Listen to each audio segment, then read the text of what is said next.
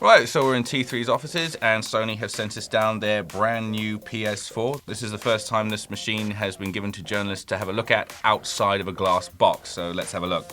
As you can see, it's very, very sleek in its design. It basically looks like the Xbox One in a wind tunnel. If you have a look at the top there, you've got a matte finish over here and a reflective one there, which is a very, very fingerprint sensitive, so I'm not going to touch it too much. At the back, you've got several ports. You've got your HDMI, you've got your optical port, you've got your LAN connector, you've got your aux port, and you've obviously got a port for the power cable to go in. You've also got a huge series of vents back here, so this probably keeps the machine quite cool.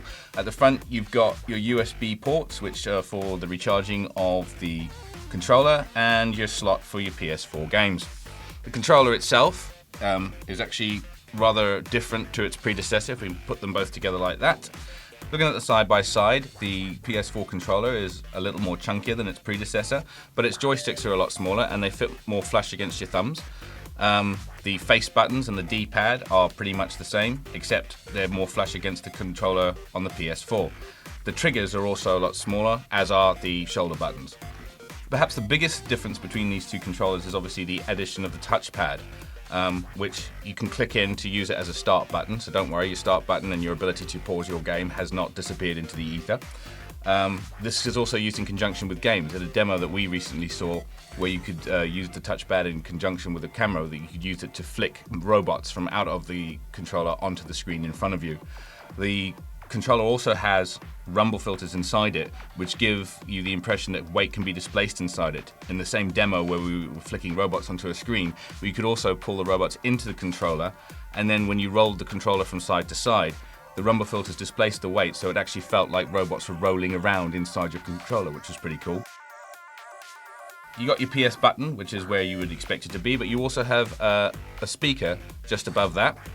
On the back, you've got a port for a bespoke PS4 headset, and on the front you obviously have the port for your recharge cable. The other big addition to this controller is your share button, which allows you to instantaneously share your gaming god moments with all your friends on the PSN.